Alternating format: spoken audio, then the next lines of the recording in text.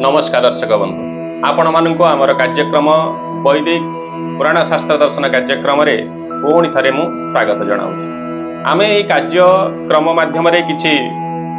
गीत कविता लोककथा लोकवाणी ज्ञानवाणी यही प्रकार अनेक किसी ज्ञान को आम भिन्न अर्थ नहीं आपण मान सम्मुखें एक भिन्न धरण कार्यक्रम को नहीं आपण मान सम्मुखें उपस्थापन करुचु। मोर आशा आपण मानकर कार्यक्रम माध्यम ज्ञान वृद्धि हवा सहित आपणकर सुख शांति मध्य जीवन आपण प्राप्त करें से ज्ञान को उपयुक्त व्यवहार करी देखंतु आमर जन्म समय आम आमर बयस वृद्धि सहित ज्ञान अभिज्ञता वृद्धि होता है एवं सही प्रकार अनुकूल प्रतिकूल परिस्थिति अवस्था पड़िक आम कष्ट भोग कर सारा पर किसी ज्ञान प्राप्ति होता है। किंतु जो आमर ये ज्ञान कथा गुड़िक ज्ञानवाणी गुड़िक आम आलोचना करुचु आपण निश्चित आपणकर से बयस अतिक्रांत आगरू एवं से अनुकूल प्रतिकूल परिवेश रे न पड़िकी आपण ए ज्ञान पाई आपण जीवन को सुधारी पारिबे जहाँ आपण ता आगरू ज्ञानटा प्राप्त कला परे से परिस्थिति को आपण फेस करिया पई एवं से परिस्थिति को संभालिया पई आपण पर उपयुक्त ज्ञान थिबो आपण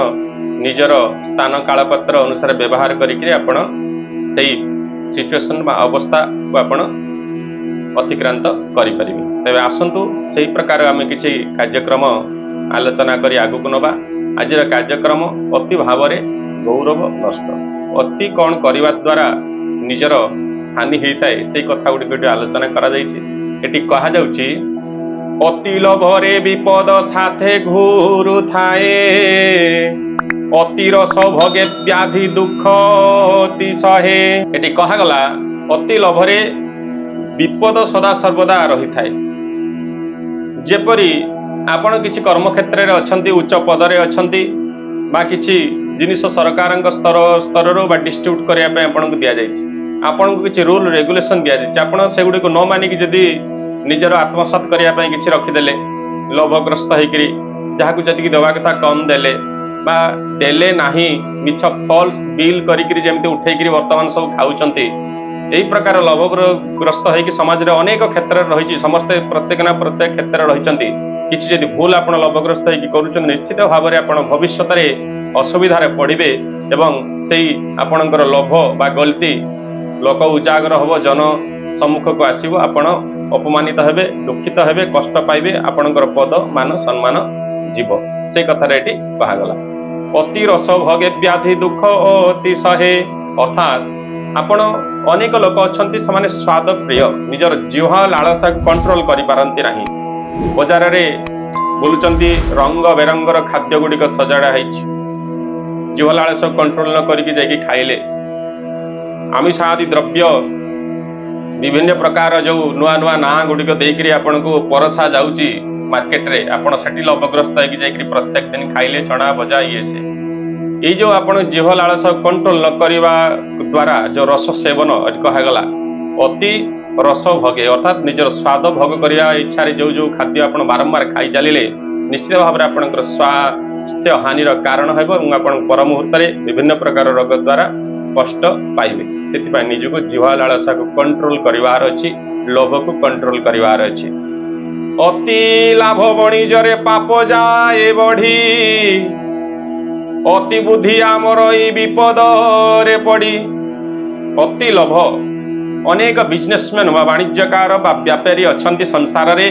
से अनेक धन कमाऊँ निजर मान सम्मान धन पोजिशन मध्य कमी चली किंतु से व्यापार रे यदि से लोभसक्त हेबे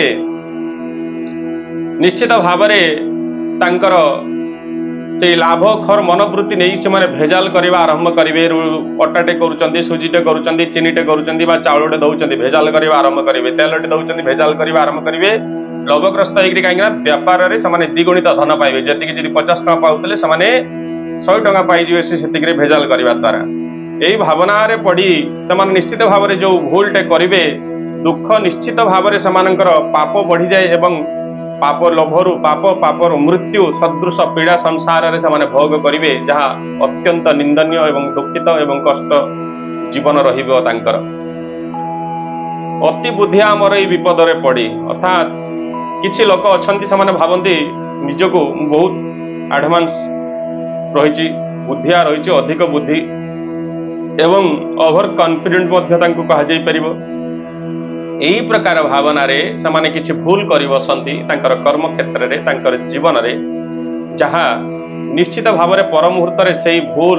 ତାଙ୍କର ବୁଦ୍ଧି ଭୁଲ ରୂପରେ ପରିଣତ ହେବ ଏବଂ ଅନେକ ସେମାନେ ଜୀବନରେ କଷ୍ଟ ପାଇବେ। ସେଥିପାଇଁ ଆପଣ ଯଦି କିଛି ନିଜକୁ ଅତି ବୁଦ୍ଧି ବା ଓଭର କନଫିଡେଣ୍ଟ ରହିଛନ୍ତି, ନିଶ୍ଚିତ ଭାବରେ କଣ୍ଟ୍ରୋଲ କରନ୍ତୁ। କୌଣସି ଡିସିସନ ବା କାମ କରିବା ପୂର୍ବରୁ 7 ଥର ଭାବନ୍ତୁ। ନିଶ୍ଚିତ ଭାବରେ ଆପଣଙ୍କର এই ସମସ୍ୟାର ଆପଣ ପଡ଼ିବା ଆଗରୁ ବଞ୍ଚିପାରିବେ, ନହେଲେ ଅନେକ ଜୀବନରେ କଷ୍ଟ ସଂଘର୍ଷ ରହିପାରେ ଆଗକୁ। ଯଦି ଦେଖିବା ସେଇ ପ୍ରକାର, ଯଦି ଉଦାହରଣଟେ ନେବା କାଉ, ଦେଖନ୍ତୁ ଯେତିକି ପଶୁ ପକ୍ଷୀ ରହିଛନ୍ତି କେହି ଉଠିବା ଆଗରୁ କାଉ ସର୍ବପ୍ରଥମେ ଉଠିକିରି ଯାଇକିରି ସେ ଭାବେ ମୁଁ ଆଗେ ପ୍ରଥମେ ଯାଇକିରି ସବୁ ଯୋଉଠି କ'ଣ ପଡ଼ିଥିବ ମୁଁ ଆଗେ ଖାଇଦେବି। ଅନ୍ୟ ପକ୍ଷୀମାନେ ଉଠିବା ପୂର୍ବରୁ କାଉ ଅତି ବୁଦ୍ଧିଆ ବା ଚାଲାକ ଭାବରେ ସେମାନେ ଯାଇକିରି ସକାଳୁ ଉଠି ଯାଇକିରି କ'ଣ ଖାଏ, ବିଷ୍ଟା ଖାଇଦିଏ। ଠିକ୍ ସେଇ ପ୍ରକାର ଏମାନେ କିଛି ଅନେକ ବୁଦ୍ଧିଆ ଅଛନ୍ତି, ଏଇ ଭାବନାରେ ମୁଁ ଆଗର ଇଏ ନ କରିବା ଆଗରୁ ମୁଁ କିଛି କର୍ମଟେ କରିଦେଇଥିବି, ଇଏ କହିବା ଆଗରୁ ମୁଁ କିଛି କହିଦେଇଥିବି। ଏଇ ପ୍ରକାର ଭାବନାରେ ଏମିତି କିଛି ଭୁଲ କରନ୍ତି ଯାହା ନିଜର ଜୀବନରେ ଅନେକ ପଶ୍ଚାତାପ ପର ମୁହୂର୍ତ୍ତରେ ସେମାନେ ପ୍ରାପ୍ତ କରିବା ସହିତ ତାଙ୍କର ବୁଦ୍ଧି ଭ୍ରଷ୍ଟ ହେଇଥାଏ ଏବଂ ଅପମାନିତ ସଂସାରରେ ହେଇଥାନ୍ତି। ଯଦି ଦେଖିବା ଅତି ସତ୍ୱେ ଶତ୍ରୁ ବୃଦ୍ଧି, ଅତି ରୂପେ ମୃତ୍ୟୁ, ଅତି ସୂଚିବନ୍ତ କର୍ମ ହୁଏ ପାପ ହେତୁ। ସତ୍ୟ ସବୁବେଳେ କଟୁ ହେଇଥାଏ, ସତ୍ୟ ସବୁବେଳେ ଅପ୍ରିୟ ହେଇଥାଏ। ଠିକ୍ ସେଇ ଭାବନାରେ ଯଦି ଆପଣ ଭାବୁଛନ୍ତି ମୁଁ ଯାହା କହିବି ରୋକଠୋକ କହିବି, କାହାକୁ ମୋର ଡରିବାର ନାହିଁ, ଭୟ ନାହିଁ, ଯୋଉଟା ସତ୍ୟ ସେଇଟା କହିବି, ଏଇଟା ନୀତିରେ ଯଦି ଆପଣ ଚାଲୁଛନ୍ତି ବର୍ତ୍ତମାନ କଳିଯୁଗରେ ଆପଣଙ୍କର ଅନେକ ଶତ୍ରୁ ସୃଷ୍ଟି ହେବେ। ଆପଣ କର୍ମକ୍ଷେତ୍ରରେ ରହିଛନ୍ତି, ଘୁଷ ନେବେ ନାହିଁ, ସତ୍ୟ ପଥରେ ରହିବେ, କିଛି ଇଲିଗାଲ କାମ କରିବେ ନାହିଁ। ଆପଣଙ୍କୁ ଆସିକି ଇଲିଗାଲ କାମ କରିବା ପାଇଁ ଅର୍ଥ ଯାଚିବେ ବା ଘୁଷଟେ ଦେବେ, ପ୍ରଲୋଭନ ଦେଖେଇବେ, এই ପ୍ରକାର କାମ କରିବେ, ଆପଣ କରିବେନି। ଯଦି କରିବେନି ଆପଣ ସେଠି ଶତ୍ରୁ ହେଲେ। ଯଦି ଲୋଭଗ୍ରସ୍ତ ହେଇକି ଅଧିକ ନେଲେ ଶତ୍ରୁ ସୃଷ୍ଟି ହେଲେ। ସେଇ ଦୃଷ୍ଟିକୋଣରୁ ସତ୍ୟ ମଣିଷକୁ ଅନେକ ସମୟରେ ଅନେକ ଶତ୍ରୁ ସୃଷ୍ଟି କରିଦେଇଥାଏ। ସେଥିପାଇଁ ଆପଣ ସ୍ଥାନ କାଳ ପାତ୍ର ବିଚାର କରି କୋଉ ଜାଗାରେ ସତ୍ୟ କହିଲେ ଠିକ ରହିବ, କୋଉ ଜାଗାରେ ଚୁପ୍ ରହିବାଟା ଗୋଟେ ବୁଦ୍ଧିମାନର କାମ। ନହେଲେ ଆପଣ ଯଦି ସବୁ ଜାଗାର ସତ୍ୟ କହିବେ ବା ସତ୍ୟ ଦେଖେଇବେ, ନିଶ୍ଚିତ ଭାବରେ ଅନେକ ଶତ୍ରୁ ସୃଷ୍ଟି ହେବା ସହିତ ଆପଣଙ୍କ ଜୀବନକୁ ଦୁଃଖ କଷ୍ଟରେ ପରିଣତ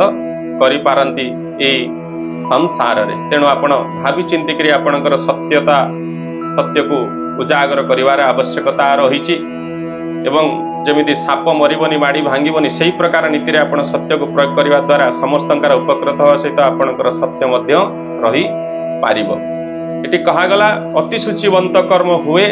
ପାପ ହେତୁ। ଅନେକ ଲୋକ ଅଛନ୍ତି ସେମାନେ ନିଜକୁ ଭାବନ୍ତି ମୁଁ ବହୁତ ସଫା ସୁତରା, ମୁଁ ବହୁତ ପରିଷ୍କାର, ମୋ ଭଳିଆ ପରିଷ୍କାର ସଂସାରରେ କେହି ନାହାନ୍ତି, ମୁଁ ସବୁଠୁ ଅଧିକ ଧୋଆ ପଖଳା। ସେମାନେ ଯଦି ଖାଲି ପାଦଟେ ବାହାରକୁ ପକେଇଦେବେ, ଗୋଡ଼ଟେ ଧୋଇବେ, କାହା ସହିତ ଯଦି କଥାବାର୍ତ୍ତା ହେଇଗଲେ ଯାଇକରି ମୁହଁଟେ ଧୋଇବେ, ହାତଟେ ଧୋଇବେ, ସେ ଜାଗାରେ ଗୋବର ପାଣି ପକେଇବେ। ଯଦି ତାଙ୍କ ପିଣ୍ଡାରେ ଆସିକି କିଏ ବସିଗଲା, ସେଠି ସେମାନେ ଗଲା ପରେ 50 ଥର ଧୋଉଥିବେ। ଇଏ ମୋତେ ଛୁଇଁଦେଲା ଆଜି, 50 ଥର ଲୁଗାଟା ଧୋଉଥିବେ।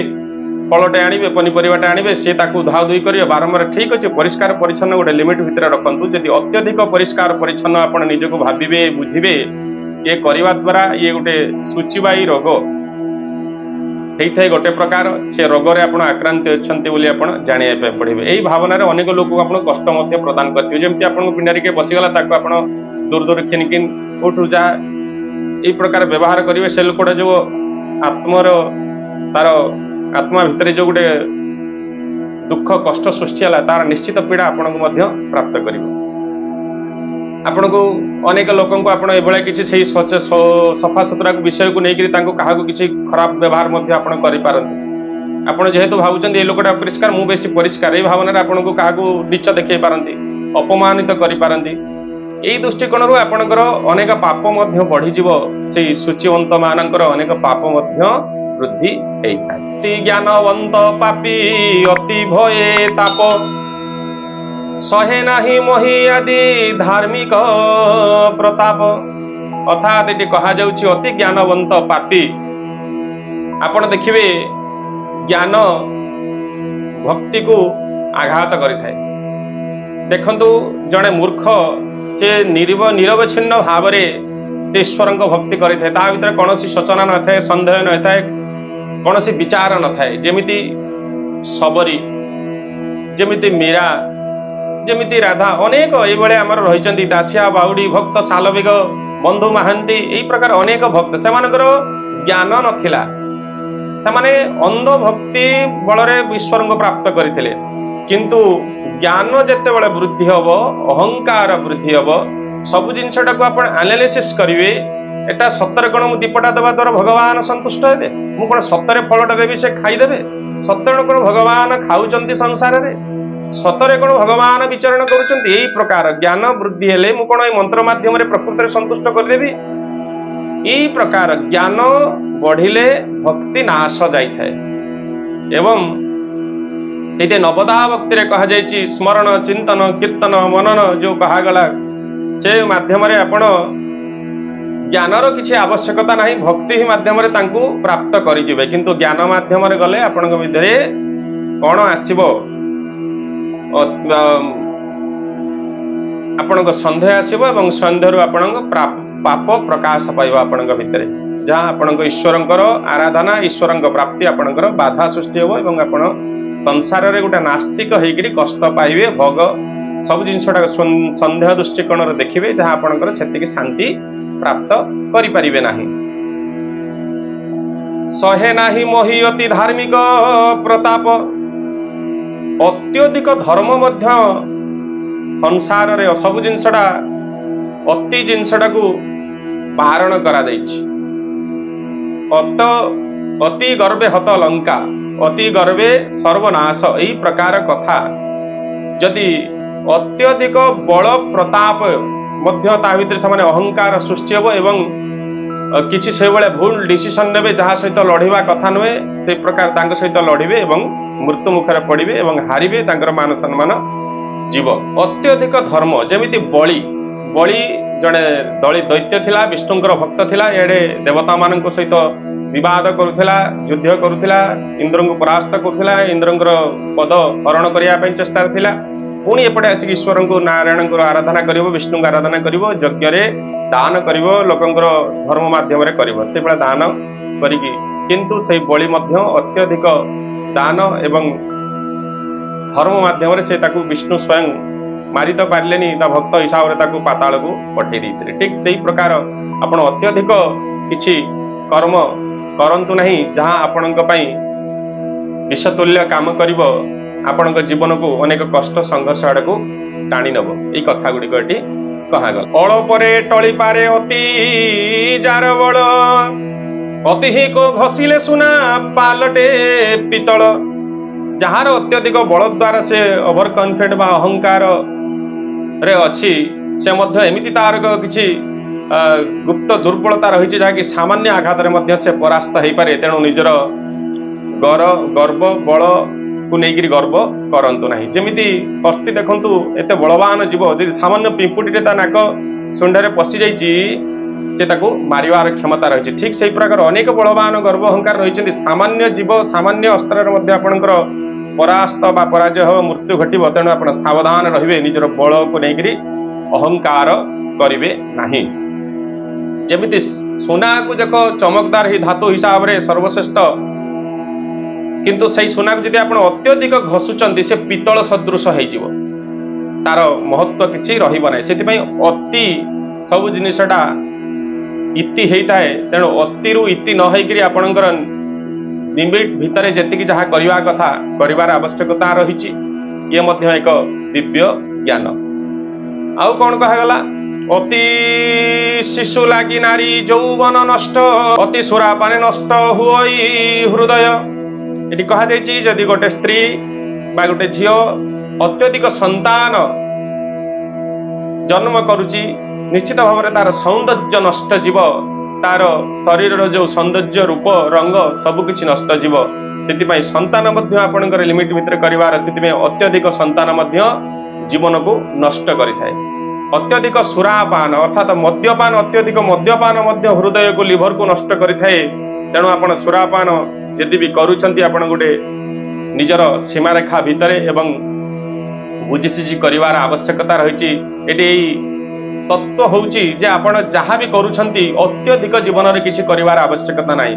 अत्यधिक खाद्य, अत्यधिक जल, अत्यधिक कथा, अत्यधिक धन मध्य मनुष्य को नष्ट करिଥାଏ। सेतिपाई आपण एगुडी को प्राप्त करंतु गुटे सीमारेखा भितरे एवं संयमता भितरे रखंतु। निश्चित भाव में आपणकर जीवन रे अनेक सुख आपण प्राप्त करने सहित अनेक समस्या मध्य आपण बंची पारिबे। ओम नमः शिवाय। जय जगन्नाथ।